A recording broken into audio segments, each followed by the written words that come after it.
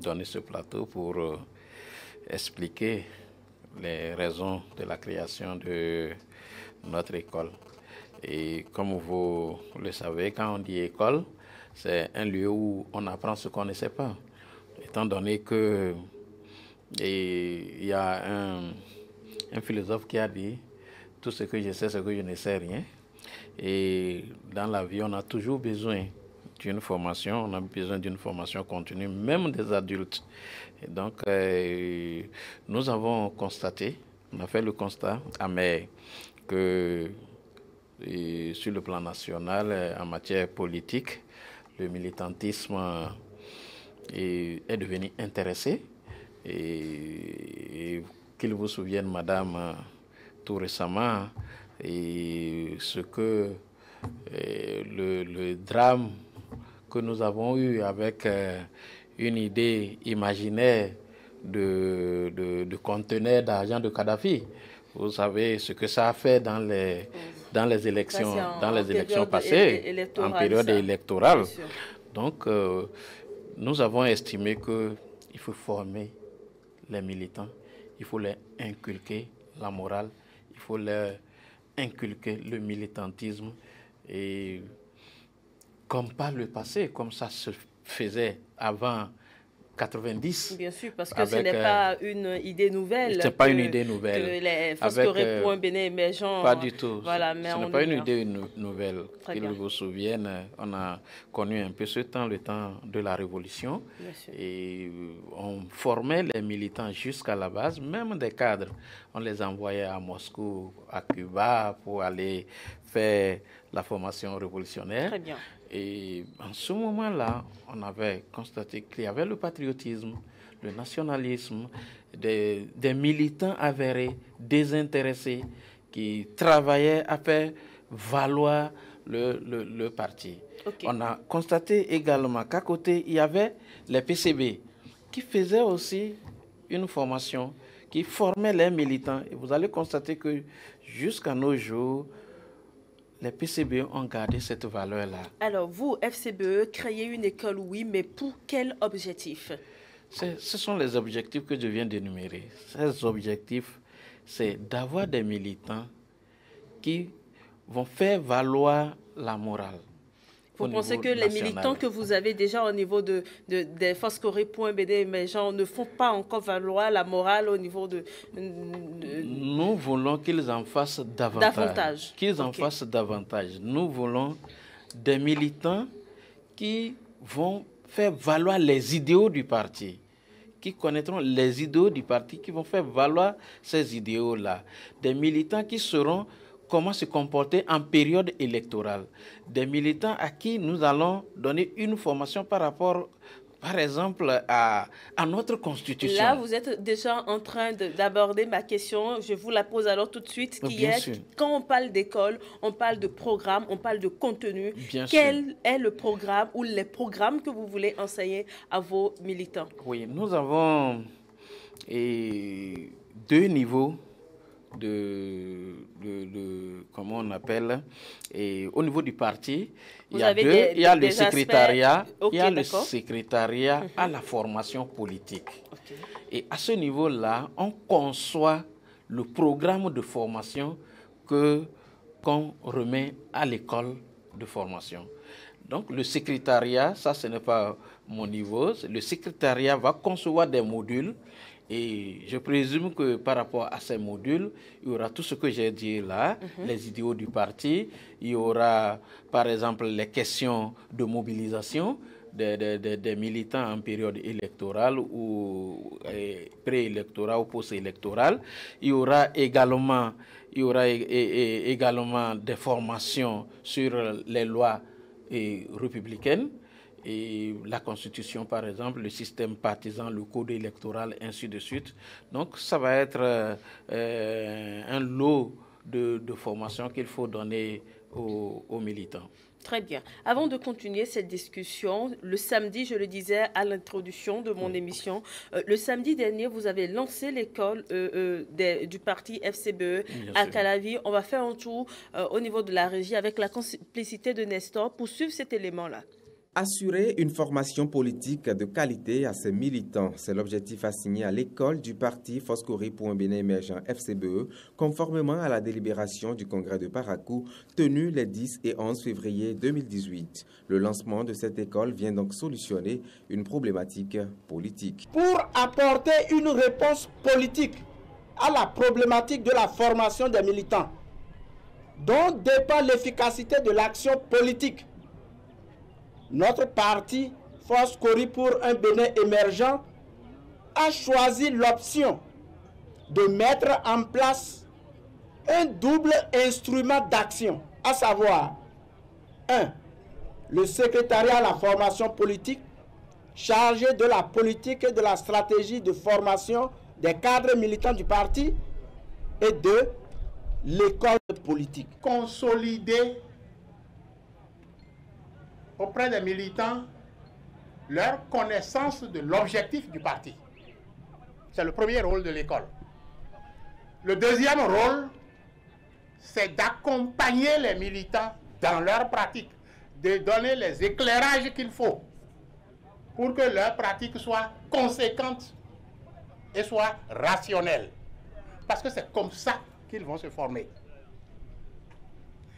Et le troisième rôle, c'est de donner des valeurs, d'enseigner des valeurs, ce qu'on peut appeler des généralités, qui permettent un lieu où de forger des hommes. Les portes de l'école du parti FCBE sont ouvertes la à morale tous. au niveau Les partis politiques peuvent y envoyer leurs militants. Nous voulons qu'ils en fassent davantage. Je voudrais également dire que cette école est ouverte à tout le monde, même les partis qui ne sont pas FCBE ont le loisir d'envoyer leurs militants pour la formation. C'est sans exclusif. L'école est ouverte à tout le monde. Les modalités seront définies et je vous ferai connaître le programme que le directeur nous a lu en partie tout à l'heure et les différentes modalités de fonctionnement. Le président d'honneur du parti FCBE, invité lui aussi à la cérémonie de lancement, s'est réjoui de l'initiative et lui a souhaité plein succès. Chers compatriotes, votre école, je lui souhaite un bon vent. Un bon vent. Lorsqu'on sort de cette école, on peut être apte à diriger le Bénin. Apte à diriger le Bénin, notre chère patrie commune. Parce qu'on aura appris les fondamentaux dont ils viennent de parler. L'école du parti FCBE ouvre ainsi une ère nouvelle à tous les aspirants à la vie politique. Et voilà, Monsieur Achadé, on vient de suivre le lancement du samedi dernier. Vous l'avez suivi aussi avec moi.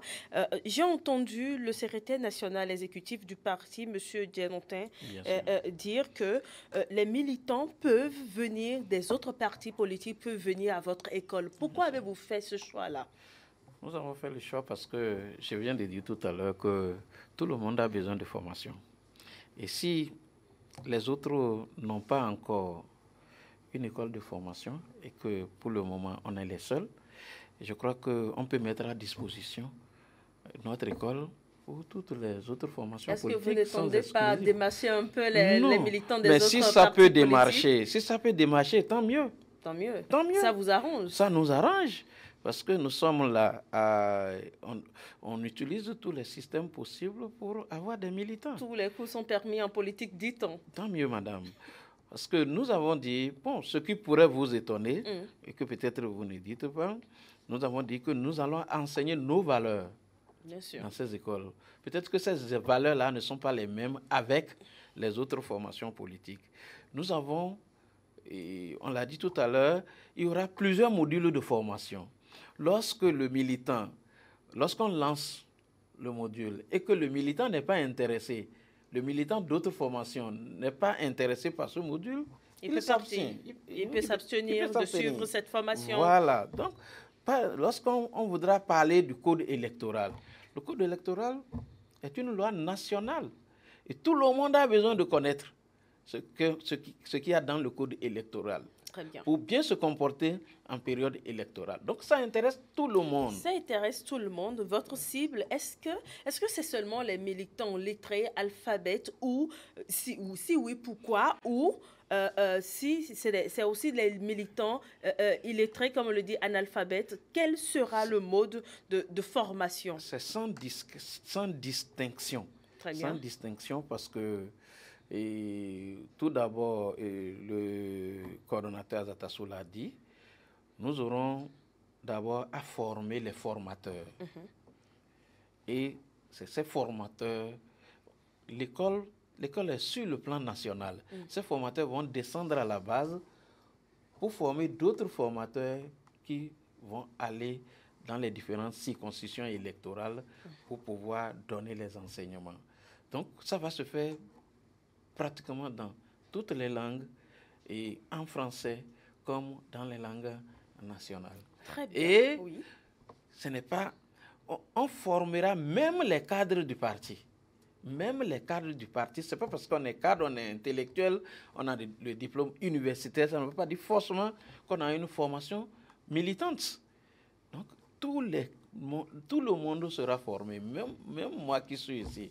Ça permet de relever le débat politique qui aujourd'hui est à un niveau et qu'on ne peut pas qualifier. Très bien. Alors, vous n'êtes pas seulement sur ce plateau pour parler de l'école du parti Foscori pour un Bénin émergent. Je vais profiter de votre présence pour vous avoir sur les questions d'actualité. On a vu les Foscori pour un Bénin émergent soutenir les différentes confédérations syndicales et autres pendant la grève qui a secoué le pays pendant plusieurs mois, alors que le projet de suspension de grève ne date pas d'aujourd'hui.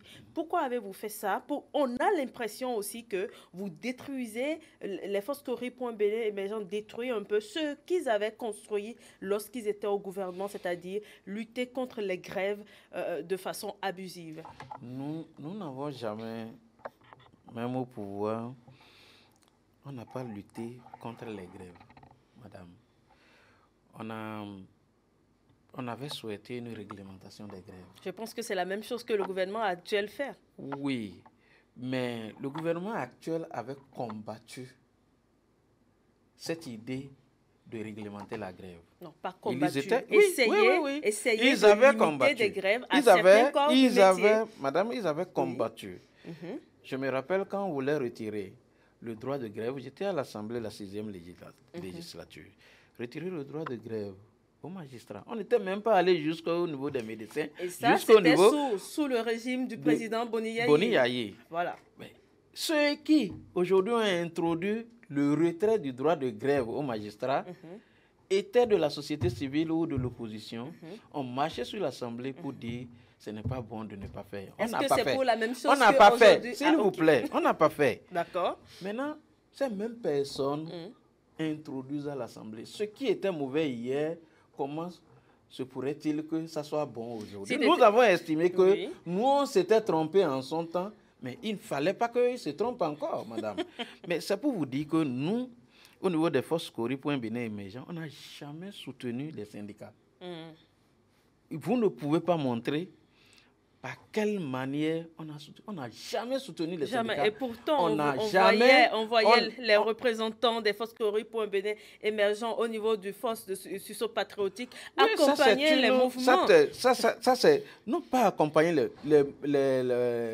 ce mouvement Foscori pour FSP. Oui, FSP était une coalition de formation. FCBE fait partie de cette formation. Voilà.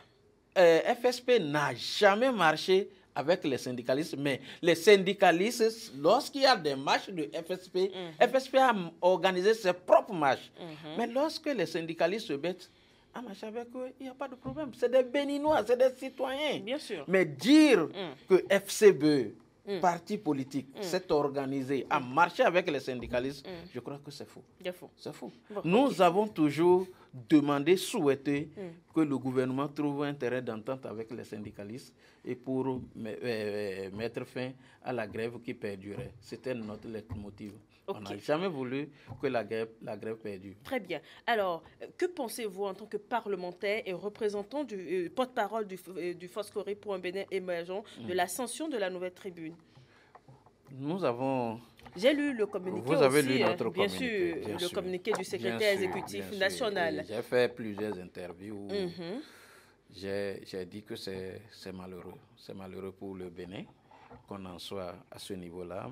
Vous vous souvenez vous-même, vous avez fait les frais de cette mandature de la HAC. Et depuis le 4 avril, il y a Radio Soleil FM qui est tout le temps brouillé, on n'en dit rien. Mais Monsieur Attiadé, ce qui m'étonne, c'est que le président de la HAC n'est pas nommé par le président de la République, Patrice Talon. Il est nommé par Boni Yayi, l'ancien président de la République. Je ne dis pas que c'est parce qu'il est rupturien ou bien qu'il est de l'opposition. Je constate que depuis le 4 avril, la HAC ou son président a pris sur lui l'option de vassaliser la presse. Monsieur Attiadé, vous voulez me dire que pendant 10 ans de gouvernance de l'ancien régime de Boni Yayi, aucun média n'a été suspendu? Des médias, je connais le cas de, comment on appelle, la presse de Taku, qui a été suspendue, je connais. Voilà. Alors, madame, lorsque vous me retournez à la période des 10 ans de Yayi, alors, on a estimé, Yayi a présenté un candidat que nous avons rejeté, n'est-ce pas? On a estimé que ce que Yayi a fait, il fallait corriger. N'est-ce pas? Donc tout ce mais que... Est-ce que vous êtes en train de me dire, c'est normal? Monsieur Attiadé, que tout ce qui s'est passé, est-ce que vous êtes en train de reconnaître que tout n'était pas parfait sous les 10 ans? Tout ne pouvait pas être parfait. Très bien. Même actuellement, il y a des imperfections. Tout ne pouvait pas être parfait. Comme tout gouvernement. Voilà. C'est un homme qui a dirigé le pays. Tout ne pouvait pas être parfait. Très bien. Il n'est pas partout à la fois. Il y a des choses qui se passent aujourd'hui dans des ministères que le président Talon ne peut pas contrôler. Mais c'est à son actif. De la même manière que des choses se passaient aussi dans des ministères je dis la même chose. Ne peut pas contrôler. Je dis la même chose. Okay, je vous Donc, suis. quand il se passe comme ça et que on a dit Yayi, ton candidat on ne le veut pas, et que c'est le président Talon que nous voulons, ce n'est pas pour répéter les mêmes choses, les mêmes erreurs qu'on avait reprochées à Yayi. D'accord. Ce n'est pas pour venir faire plus grave que ce qui s'est passé au temps de Yayi. Aujourd'hui, vous voyez ce qui se passe avec la presse. Vous pensez que c'est plus grave? C'est plus grave, madame. C'est plus grave. Pourquoi dites-vous vous êtes de la presse. Bien si sûr. vous ne le savez pas, là c'est grave. Parce que qu'on dise qu'on a insulté le chef de l'État et que systématiquement on ferme. Qu'il vous souvienne, le président Kérékou dans ce pays dit: si vous allez m'insulter pour vendre, insultez-moi. Oui, ça c'est le président Kérékou. Sous le président Boni Yayi, le Béninois libéré aussi a été fermé pour le président Kérékou, le président Kérékou, qu'on pensait dictateur, n'est pas allé à cette extrémité. Chaque président, vous ne pensez pas, monsieur Attiadé, que chaque président avec son style de gouvernance? Le style démocratique, c'est de libérer la presse. Et Talon, le président Talon, est élu sur une base démocratique. Et lui-même, il a dit: je ne vais pas cardinasser la presse, il vaut mieux libérer la presse. Mais aujourd'hui, la presse est doublement cardinassée. Si on était si cadenassé à double clé, vous ne serez pas sur ce plateau-là avec moi ce soir en train de parler. Voilà, parce qu'il n'y a pas de presse cadenassée, vous êtes là, vous en parlez. Elle est cadenassée. Ah oui, vous Madame, pensez? demain matin, allez dans les kiosques, vous allez voir que à 99%, les journaux affichent les mêmes titres. À 99%. Comme si ces journaux-là ont comment on dit ça, et comme si c'est la même personne qui les produit. Donc, moi je pense que ça veut dire qu'ils reçoivent les titres quelque part, qu'ils doivent afficher. Donc c'est dangereux. Ça, ce n'est pas la presse de mon pays. D'accord. Et j'ai dit. Alors là, pour ce cas, M. Attiadé, ce n'est pas le rôle du président de la République, ce n'est pas le président de la République qui oblige... Je n'ai pas incriminé le président de la République. Voilà, donc vous incriminez. J'ai dit, il y a excès de zèle au niveau du président de la HAC. Je me permets de le dire en tant que politicien. Très bien. Excès de zèle. Très bien. Et je ne pense pas, je l'ai dit, que ce soit le président Talon qui ait demandé au président de la HAC de faire tout ça. Mais qu'il vous souvienne, le classement de Reporters sans frontières, bien sûr. On a reculé. Et si ça devait se passer après l'acte d'il y a quelques jours, on allait reculer davantage. D'accord, ça c'est votre lecture. Alors dites-moi, on va quitter la question sur l'ascension du quotidien Nouvelle Tribune pour aborder, est-ce que quand on voit aujourd'hui le président Boni Yayi, l'ancien président Boni Yayi, avec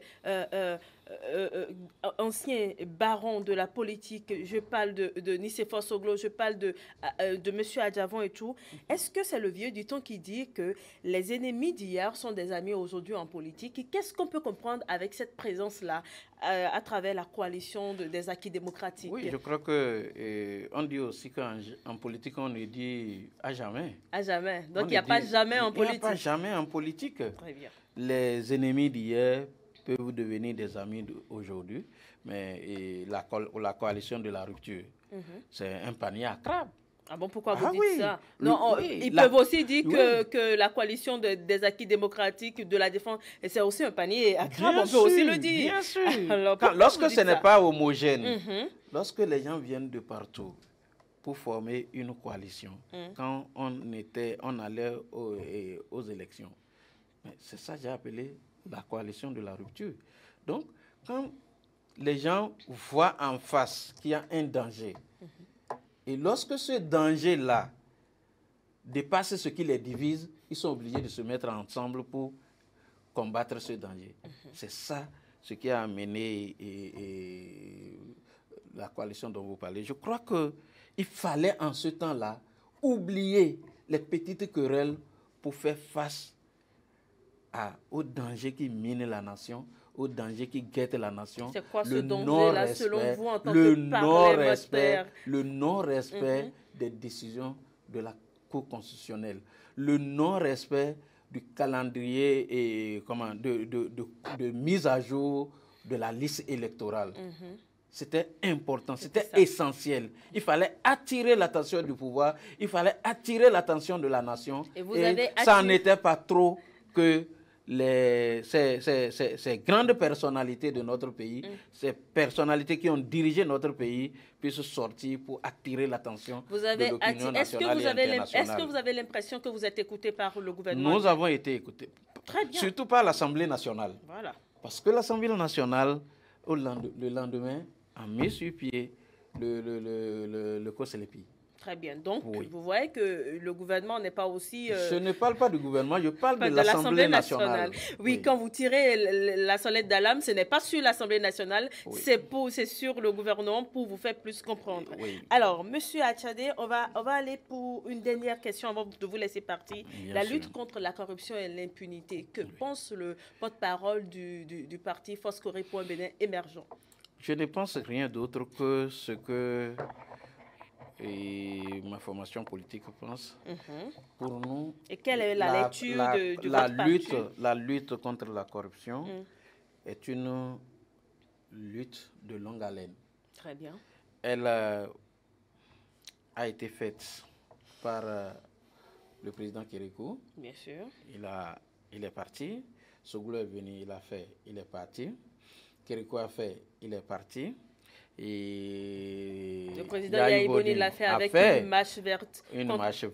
Contre la corruption. Avec même ses proches collaborateurs qu'il a traduits à la Haute Cour de justice, qu'ils vous souviennent. Ses propres collaborateurs qui ont été mis en prison dans plusieurs dossiers, qu'ils vous souviennent.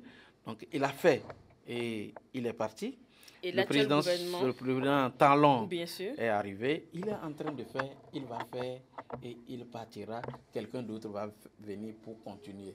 Est-ce que vous êtes en train de me dire que la lutte contre la corruption ne va pas cesser tout de suite?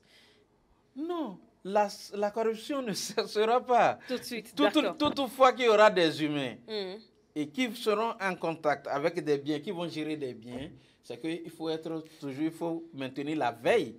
Sinon, en Europe, même, il y a la corruption. Il y a plus la corruption dans les pays d'Europe que le Bénin. D'accord. Merci beaucoup, M.